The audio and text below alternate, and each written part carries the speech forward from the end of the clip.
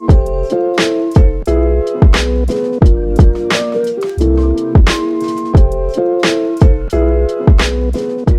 I'm Jim. And I'm Kate, and welcome to episode 4 of the Creative Content Studio podcast. How are you, Jim? Not too bad, thank you. Not too bad. Good.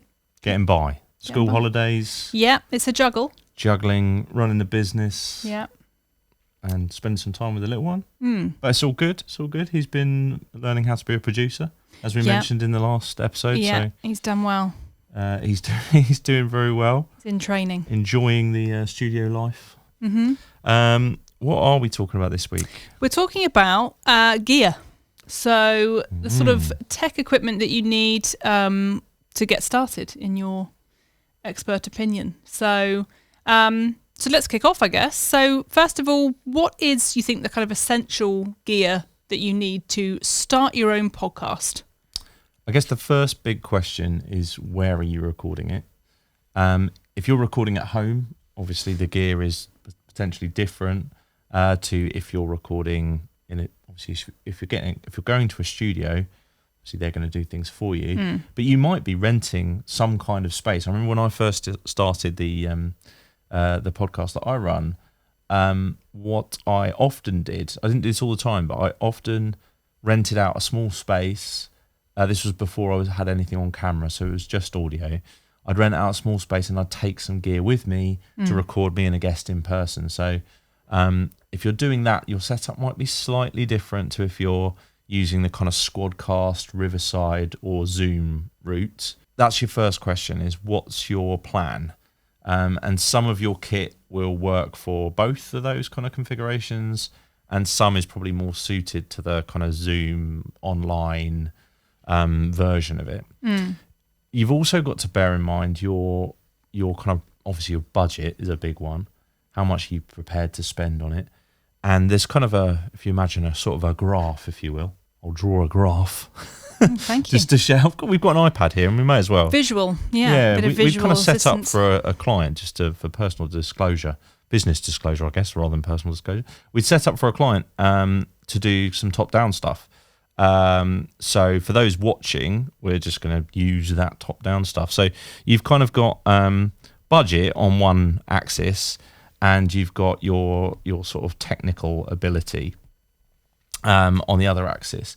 And really what it is, it depends upon where you're at on these two. So if your budget is quite low but your technical is quite high, that might be a different solution to, if you're up here and your technical is really high and your budget's really high, different solution again. So we'll start probably where a lot of people maybe listening to something that's pitched at beginners might be, which is maybe their technical ability isn't the highest and maybe their budget isn't the highest either. In which case, what I'd recommend here is there are a ton of USB mics on the market that will deliver you great sound. Now, there's two kind of categories of mics, and I don't want to get too into the weeds here. Not too technical. But there's broadly two categories of mics. There are a few more, but there's dynamic mics and condenser mics. Now, condenser mics are fantastic if you are in a very well-treated, sound-treated room. So if you're in an environment like ours here, you might be able to use a condenser mic, or perhaps you're using a bespoke kind of audio studio, maybe a radio station is renting out a room or that kind of thing. Something that's really well sound treated, you might be able to use a condenser mic. And essentially, they're very, very sensitive and will pick up the full range of frequencies, if you like, in a voice. So very sensitive to picking up lots of things. Therefore, lots of detail in the voice. Downside, obviously, if you're not in a well-treated space, they're going to pick up all of the details, not just in your voice, but potentially in your room, reflections off surfaces. And when I say reflections, I mean your voice has an energy that travels. As it travels, it's going to hit things. So imagine like a bouncy ball. It's going to hit things and it's going to bounce back. And when it bounces back, it's going to come back into the mic. And that's how you get, if you think about echoes in a tunnel or that kind of thing, or if you've ever been singing in the shower with all the tiled surfaces. Well, I do regularly. And if there's a lot of tiled surfaces, don't give me that face. If there's a lot of tiled surfaces, there's a lot of scope for reflection. Now, a dynamic mic by opposition to that condenser isn't necessarily going to get rid of all that for you, and therefore you can go and record in the kitchen or whatever. It's not going to do that. But what it does often do is give you what's called a cardioid pattern. So imagine like a heart shape drawn out from your mic. Mm-hmm. So it comes out in a heart like that. And what that ultimately means is that the mic will pick up everything within that heart-shaped sort of field around it. And by in relative terms, what it's then going to do is reject things that are outside of that. Okay. So if you've got a slightly untreated room and there's perhaps some noise over here and some noise over there, sort of behind the microphone, as it were, for audio-only listeners here, you're potentially not going to get that picked up by the microphone, whereas a condenser mic may be a bit more, maybe a bit more susceptible to that. So coming back to the point here about USB mics, just look out for the word dynamic. is the essentially is in a the nutshell. Answer. In a nutshell, look out for the word dynamic. And obviously we have no affiliate. Sorry to interrupt. We have no affiliate links here. Obviously we made that clear before the episode finished last week. But are there any sort of models that you would necessarily recommend from your personal usage or of any clients that you've seen use? The ones I'd kind of recommend. If your budget's quite low, for about £80 with some accessories with it, is the Samson Q2U. Now that is catchily titled. That is a USB microphone that I believe also has an XLR input as well, which is fantastic. We can come on to what that means when we go a little bit higher up the price points and so on, and the technical ability. But it comes with a little tripod, so you can put it on your desk. Nice. That I think what sometimes puts people off this microphone, newbie podcasters, is it doesn't look like a podcast mic. Right. Now, what do I mean by that? These mics have become kind of... They're quite iconic in the podcast world now, yeah, aren't they? Yeah, everybody's used to seeing them. Their clips are awash with them, from your Joe Rogans and your Theo Vons and your Stephen Bartlett's and your, you name it, your Fern Cottons, whoever it is in the world of podcasting, is probably using something that looks like this. If it's not exactly this model, which it usually is, if it's not exactly this model, it's something that's got this kind of capsule shape to it. Yeah. And the Samsung Q2U looks more like if you asked a kid to draw a microphone, they would draw what they draw is actually a Shure SM58, which is the kind of the standard mic that you see. Like a stand-up comedian using, or if you've ever seen a band play, that mic's been in circulation for about 70 or 80 years, if I'm right in saying. So you'll see like Led Zeppelin using the same mic. I mean, it's pretty cool. It's a very cool mic. It does a great job, the cool factor, and actually, it's a good mic for podcasts. But often people don't use it because it's got that handheld look. It looks like you're emceeing a show or something. And the Samsung Q2U is based on that kind of shape. Okay. So it often puts people off. But what I'm here to say is, don't let it put you off. It's usually about a good mic. Usually about £80, and is a really good option. Should we go a little bit further up the same scale here? Yeah, go for it. A little bit, higher in budget. Yeah. So if you've got a little bit more budget, and this next option, what I love about it is it's versatile as you get later down your podcasting journey. So this is the Shure MV7. Now this does look like your classic podcast kind of mic. It's modelled very similarly to the Shure SM7B that we're using here. It is a USB mic, but what's interesting about it, and I think the Q2U does do this as well. So, but it has that XLR connection as well. So an XLR connection for visual viewers, visual viewers as opposed to audio viewers. I don't know what that is. Listeners, I guess. You know what I mean. So this mic is connected via what's called an XLR cable. So that's more of a your professional audio standard of connection. And the Shure MV7, like the Q2U, offers you both. So as you get further down your podcasting journey, you can use an XLR.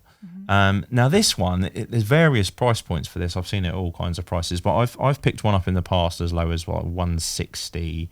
You'd probably maybe go to 180, that kind of mark. Excuse my writing for the visual viewers. Strange pound signs going on there, but yeah, we get the idea. Thank you. That's a good pound sign. Okay. Okay. I'll go with it. So it's a really good mic. I really like it. Looks the part. You can sometimes pick them up in little bundles with tabletop tripods and things like that. And you can use any of these kind of plug-in USBs with Zoom and with Squadcast and with Riverside and that kind of thing, or just with some onboard audio recorder like Logic or GarageBand or whatever in your computer. And therefore they're just really plug and play, really easy to use. The Shure MV7 I think is a step up in terms of quality.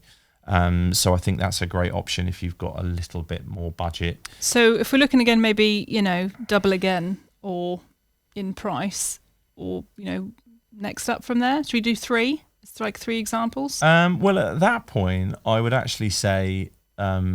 use a studio. If you're doubling, well, you could do.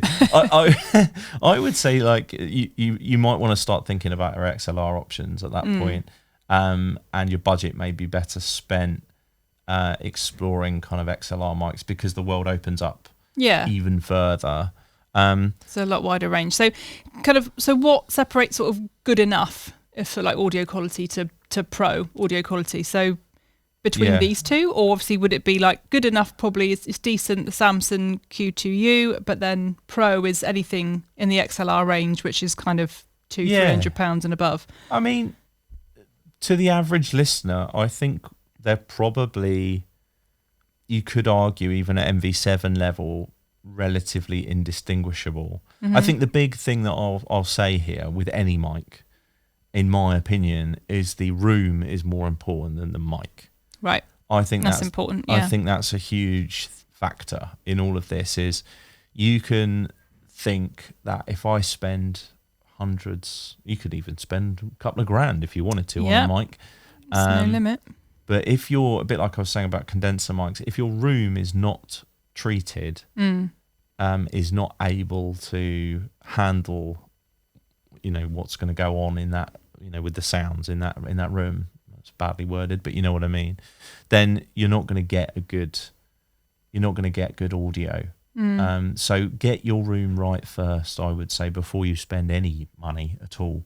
And when I say get your room right, what do I mean, I suppose? So I kind of talked about this a little bit earlier. Yeah, a few kind of top tips would be good. Yeah, reflections, basically. You want to avoid any reflective surface, dampen any reflective surface. There's a good test you can do called the clap test. So clap in any room that you intend to record in, and you'll hear kind of a reverberation. You'll hear a slap back, if you like, from your clap. So if you clap into a room and there's a little delayed clap afterwards, and it might be tiny, then you need to treat that where that's kind of coming from. The usual suspects are kind of hard surfaces ultimately, and you want to soften those. So if you're in a room with lots of soft furnishings, then you're off to a good start. If there are big panes of glass, tiled walls, anything that, imagine your bouncy ball. Yeah, would bounce off. If something would bounce off it, then it's probably sound's going to come off it. And you can treat it with, if you're on a real budget, blankets, duvets. Yeah, I mean, there's someone kind of who spoke at a really good networking event that I went to last week, who said that when she started out at home, she basically made herself like a duvet den. With some foam as well that she got from a family member, and just built herself got a mic and just sat in her duvet den and recorded, and it sounded pretty good. So and she's still going with her podcast totally tens of episodes later. So whatever you've got to hand sometimes would work. So, but ultimately, how important is gear versus content, essentially? Because obviously you can make good content, like we said, with like a relatively, not basic model of mic, but a lower end budget model of mic and a duvet den if you need to. So how important is it, I think, compared to what you're actually recording? There's like a passable level, and it's difficult to really define and pinpoint, but I think there is a level of sound quality at which people will forgive a passable level, and you don't want to stray below that. If you stray below that, it becomes distracting, and that's kind of my sort of rule of thumb. Am I thinking about it? Am I thinking about the sound, or am I thinking about the content? And as soon as that sort of distracting thought comes in about the sound quality, then I think you need to level up in some way. Review it again. I guess on that kind of note, in terms of that what that level is, you're like massive reflections, echoes, things like that, distracting hiss or hum, any kind of interference of that nature. You want to try and get it as clean sounding as possible, as warm sounding as possible. Even things like mic technique and positioning and placement, they're huge. Yeah. So again, like, you can have a really good mic, and if you place it badly, it's not gonna sound good. And when I say place it badly, most dynamic mics, you probably want to be about 6 to 8 inches away from the mic. So if you sort of take your little finger and your thumb and hold them out as I'm doing here, then you want to be about That's that about sort the of right distance. Mm-hmm. And obviously that you need to be thinking as well about your peaks in your voice, like how loud are you going to get. So this comes to what volume you're setting the microphone at. I'd say, like, err on the side of caution, set lower and give yourself some what we call headroom, rather than set higher and risk what we call clipping. And I can talk about that in a second, but sort of 6 to 8 inches away from your dynamic microphone. So don't position it too far away, because obviously then you're going to pick up more room. So the answer is to sort of turn your volume down rather than move your mic away, if that makes sense. Yep. If you think about radio broadcasters, and we as a podcaster, we're aiming for that kind of really intimate, kind of right in your ear sound. They're often sort of 6 to 8 inches, because that's where we get this kind of sweet spot we call proximity effect, and that's where you get more warmth in the voice. Okay. So the distance we are now, we're getting hopefully a little bit of that proximity off this microphone. So we're getting the warmth, the bass, the mids of the voice are coming through. And so that's what you're aiming for. So distance, set the volume low. It's always easier in post, in the edit, to push the volume up than it is to get rid of clipping. Basically, you can't get rid of clipping. And what is clipping? What is clipping? So if you've ever... this again, I'm going to show my age here. So if you, did you ever? We've done that plenty of times already. I think I'll do it. I admitted when I was born, episode 2, I think. So like the kind of graphic equalizers that you get if your mum had one of those stereos, like a sort of old Sony stereo or something. Yeah, I remember back in those. the day, and they always had those little graphic equalizers. And I don't know if you ever did this. I did, probably with the 7-inch version of the Bartman, the Bart Simpson single. I had that on cassette. Did you? There you go. Yeah, I did, and I used to listen to it in my Walkman. Oh, fantastic! Well, hang on, was it a Walkman or was that CDs only? No, Walkman. Yeah. Yeah, I had I like the way you're saying Walkman. I don't know why I'm saying Walkman. The Walkman. I think it was subsequently the Discman. Discman. Or you could go Discman. I should have said that. It's like Spider-Man. Jeff Spiderman. Jeff Spiderman. Not Spider-Man. So the Walkman. So I was listening to Do the Barman, the 7-inch single. Just cut that bit. Yeah. No, we'll keep all that in, because that's key information. And there's a graphic equalizer on my mum's sort of stacked stereo system, and I would turn it right up sometimes just to see what it did. Basically, fair enough. Just because why not? I was little, and it would like red. All the lights would go red. Okay, and it would start to distort. Okay, that's an extreme example of clipping. But what happens is, once you've reached the limit of your microphone, in terms of the volume you set it at, it will clip. And when it clips, it has this distorted noise, and you can't really get rid of that. There are some AI tools and bits and pieces that will try to limit it. There's some fantastic kind of editing plugins you can use. I won't get into those now because that's a bit in depth, but that will try and reduce it. But I think it's always slightly damaged, even when it's you've attempted to fix it. So record lower, boost up is my kind of tip on that one. Get the room right, get the proximity and your mic positioning correct. Think about as you're talking, and we all get animated, but if you suddenly like move off axis, as I'm going to do now, there we go, I'm moving off axis. Don't fall off the stool. I just fell off the stool.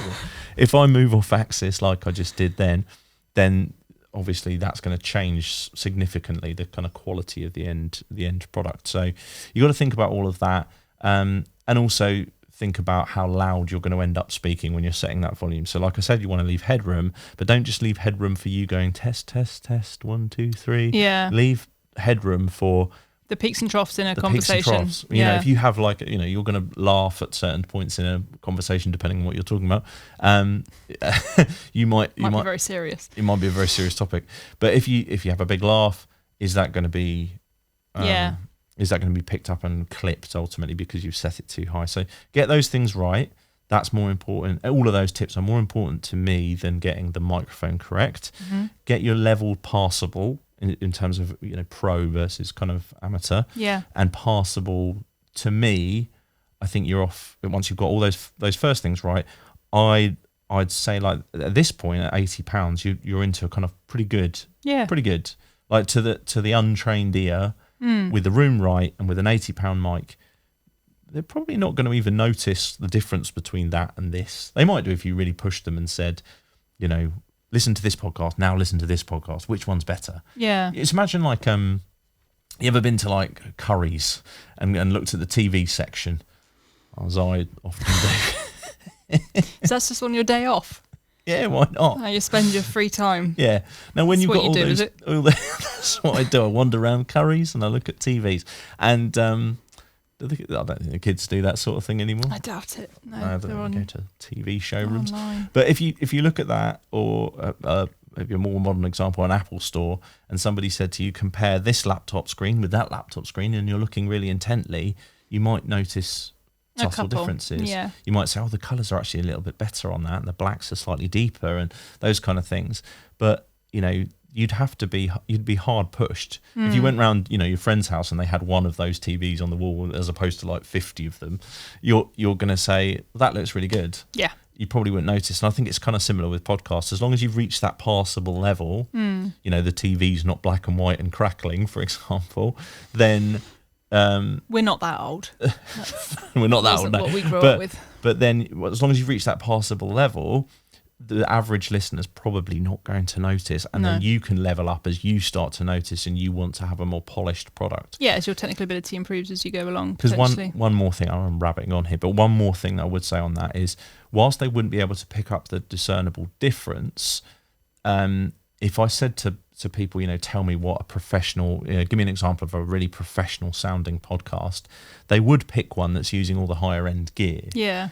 So they kind of know they're listening to something better, but maybe in the moment couldn't explain why or how it's different. It's a bit like, you know, I keep using really different analogies today, but, you know, coffee's another example. You know, if you're not a coffee connoisseur or wine connoisseur, and you put a glass of red in front of me, well, I don't really drink, but if you put a glass of red in front of me and said, is that nice? You go, no, because I don't drink. I'd go, no, because I don't drink. Can I have a coffee, please? Or can I have a coffee, please? But you know, if I was kind of untrained in that world, I might say it's either good or bad. Yeah. You know, I wouldn't know why. Didn't know any of the nuances. Yeah, I might say, oh, that's really nice, but I wouldn't know why it's really nice. It's a bit like that with kind of audio. You know you're drinking something great. With a great coffee, but you might not know why. Similar to the audio example there. Okay, all right. So sort of reverting back to what you talked about, like the environment that you're choosing to record in is actually sometimes more important than the gear that you're using. Is that like kind of the main difference between recording at home and say like using a studio like ours? It's the soundproofing element. It's as well as the I suppose the equipment. I suppose there's a couple of differentiating factors between, and also budget comes into that as well, right? So yeah, totally.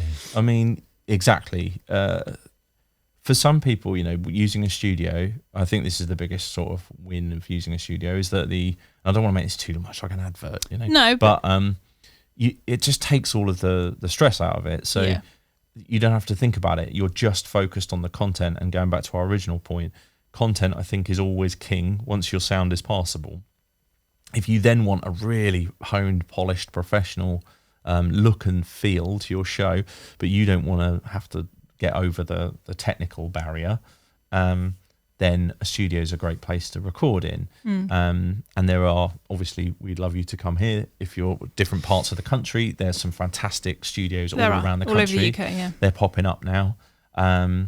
So, you know, studio is a great option for people in that kind of. You can just turn up either on your own or with a guest with your ideas of what content you want to use, any props that you want, any background ideas, lighting. Obviously, they have lighting setups as well, so you have to think about that. Use some soundproofing in place, and obviously they have all the tech. You just literally come, sit, talk, and we'll do the rest. So. Of course, if we're talking about our X and Y axis of price versus of course, then your price is going to go up. Yeah. My sort of counter to that is, if you're buying lots of kit over the course of time in a sort of an attempt to make your podcast sound better, and you're not quite making it sound better, and then you're trying to film it as well, and it doesn't look that good, and you're buying more and more, camera equipment, or you start buying a light, and then you're like, maybe the wrong light, and the studio actually, when you compare it to all of that, might be a cheaper option. Yeah. But that's the end of my sales pitch. No, fair enough. Okay. Do we want to talk XLR mics? I haven't really talked about them. Shall I mention it? We can if you want. I'll try and be brief. Yeah, because obviously they're the higher end of the market as well. Then they might not be accessible for everybody. So. Well, I say that they're the higher end. I think there are some amazing price points you can get into an XLR microphone at. There's just a little bit higher technical ability and only a shade at the beginning of it. So. An XLR microphone, as we said, XLR cable, that's the connection that it uses, gives you ultimately a higher quality audio output. But you need something to plug that into. Like, how do you get it into your computer to turn this, what is ultimately, it's kind of an analog process. There's a little diaphragm inside your mic that vibrates every time your voice hits it, creates an electrical kind of impulse, and then that's in a mic lead that goes to an output and so on. Yeah. How do you turn that into something digital and get it onto Zoom or onto Squadcast or Riverside or whatever? Well, what you use is a thing called an audio interface, and this is where the slight technical element comes in. So you need something to plug that microphone into, and then the other end of that audio interface gets plugged into your computer. That's ultimately it. There are hundreds, thousands of options in this space, so it can be quite difficult to navigate. And there's some considerations. So if you're only ever going to record on your own, there's some great versions. Scarlett do one, so they're one of the brands that you can look for. It's a Scarlett Solo is the name of it, and it's ultimately a little audio interface that plugs an XLR in one side of it, USB out the other side, goes to your computer, and turns this microphone or any other XLR into that kind of digital output. Typically, they're about sort of £80, that kind of thing. So Scarlett Solo, they make one. There's a company called M Audio that make one. Bayringer. There's loads of different ones. Probably said Bayringer wrong. I would never know how to say that name. I don't think anyone's going to come back at you about that. Someone might. I don't know. The internet's a crazy place. So there's the kind of this solo audio interface. Obviously, if you've got more than one person, so if it's you and a co-host and go back to our formats, or you and 4 people or whatever, then you need to have an appropriate one for it. So Scarlett, for example, they make one called a 2i2, which is 2 inputs, 4i4, 8i8, 8i8, I can't say that. So they make versions with more inputs, more XLR inputs. And so they're more expensive, obviously, as you go up the sort of the ranks of them. But you can plug an XLR into them. So you say we've got £80 there. Then if you bought, say you've still got your Q2U because you've started with that and you want to upgrade it, you could just plug that XLR into the. Because it's USB and XLR, Because it's USB and XLR. Same with your MV7. Yeah. So you could just start the upgrade process by, okay, I'm going to get an audio interface now and I'm going to plug that in.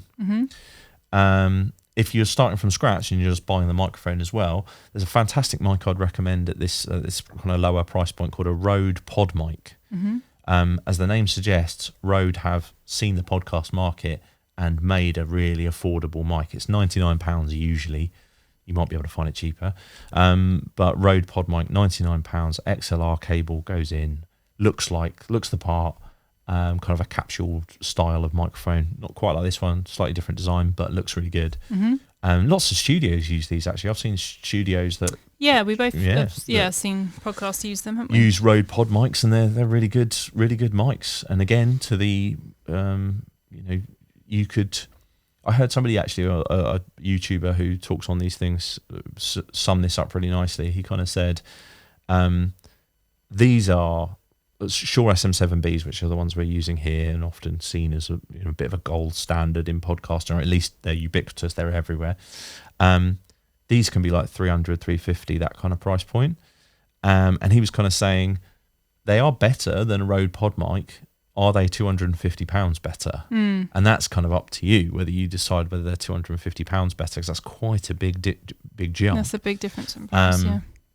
But there's, that's a Rode pod mic, I think, is a really good start. And actually that will keep you going for years before you start to say, oh, is there a better option for me? You might never. You might be perfectly comfortable with that for forever. If you wanted to go a bit higher, there's obviously this one here, Shure SM7B.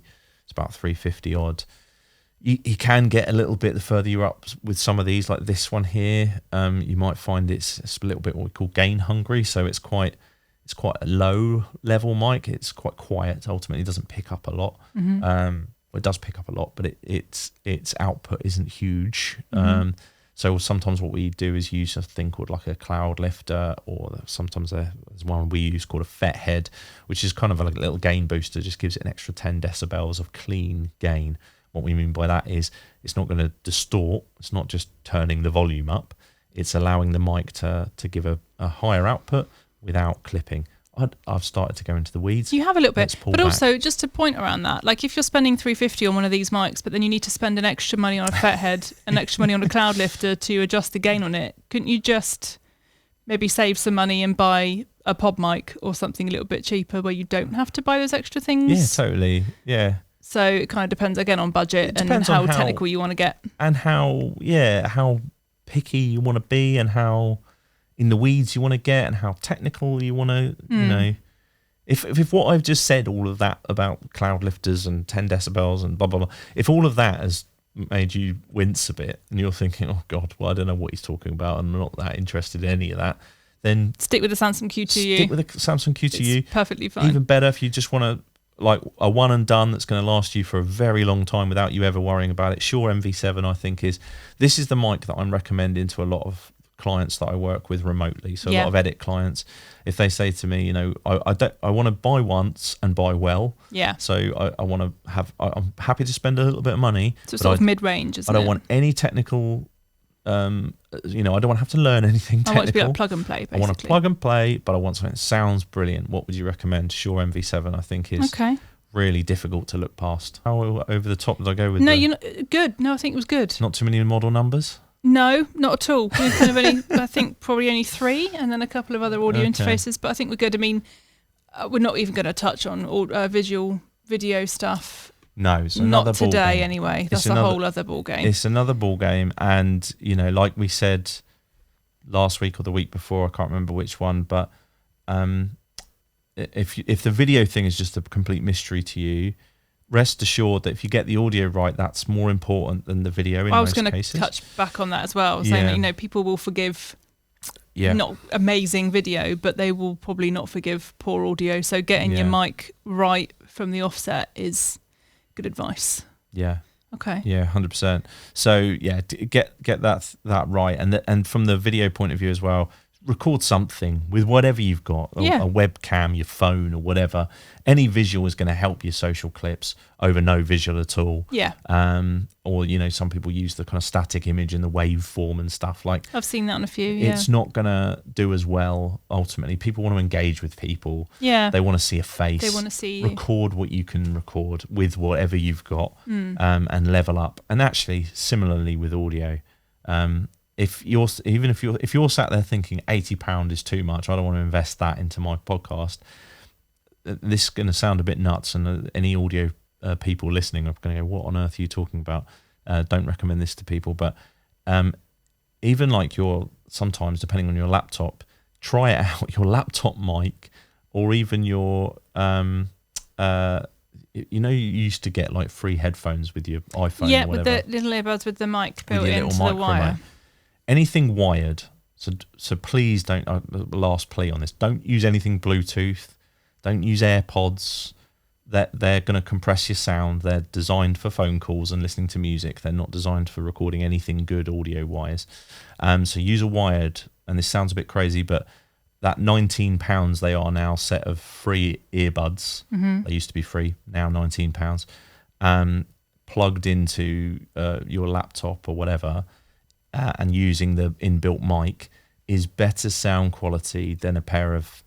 You could buy the AirPods Max and whatever they are for £500, and the Bluetooth will not sound as good as that wired £19 Okay, that's headphones. important information. Yeah. So if you did that, if you literally had no money to start your podcast, start like that. Start with the inbuilt mic if it sounds okay, and the ones built. If you've got a Mac, some of the ones built into Macs now are really quite good.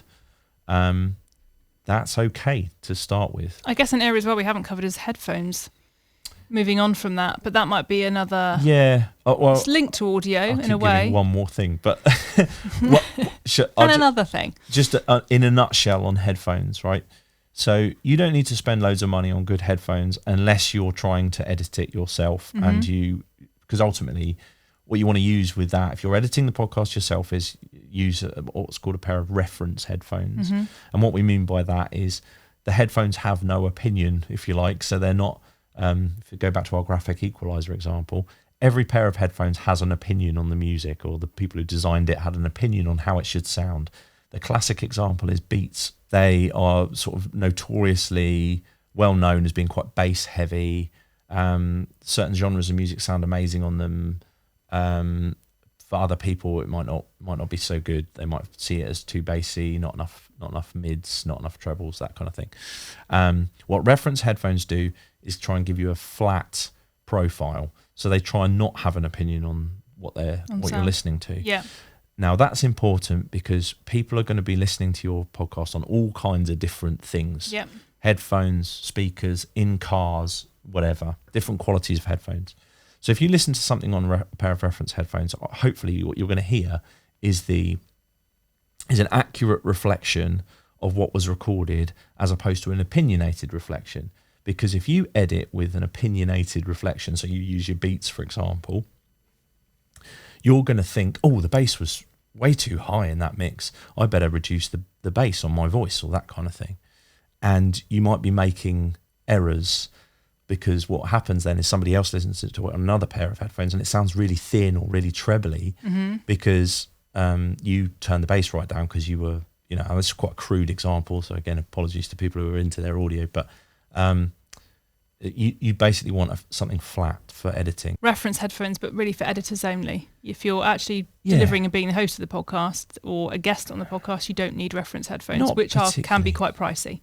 Well, they can start. They're actually cheaper than a lot of other headphones, a lot of commercially available kind of consumer headphones. So you can pick up a pair for about £80. So what would you recommend then as like another pair of headphones that aren't reference?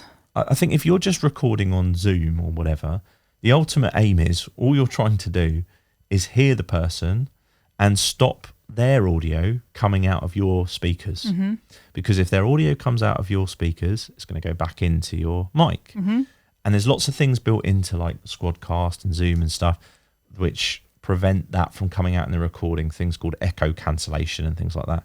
And they're great, but they do that at a cost of some sound quality, especially if you're cross-talking. So if both of you are talking at the same time, that kind of thing, you can lose quality.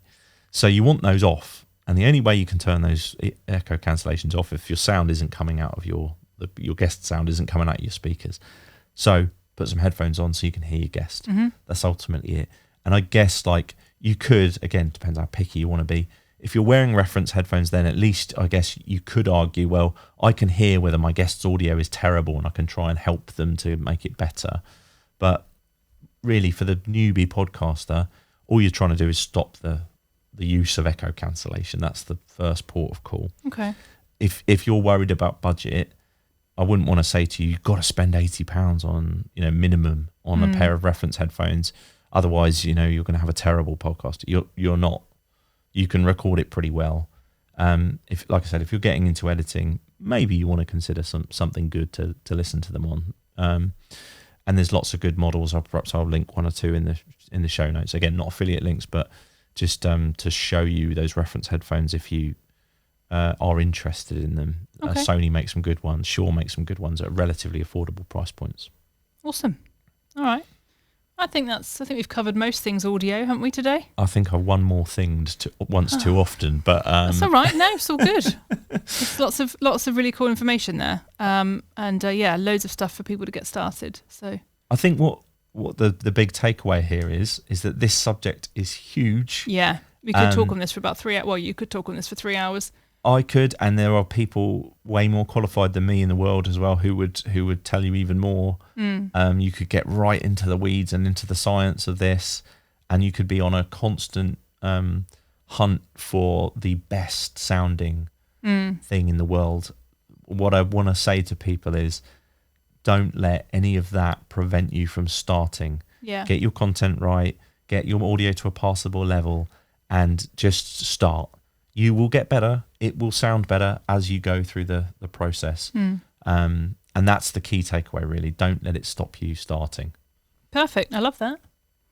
Nice Wonderful. Place to end. Okay. What are we talking about next week? So episode 5 is going to be all around how to record your first 10 episodes without burning out. So how to plan your podcast, how to plan your content, guests, if you are doing a guested podcast, interview podcast. So, some good advice again next week on planning. Hopefully some good advice.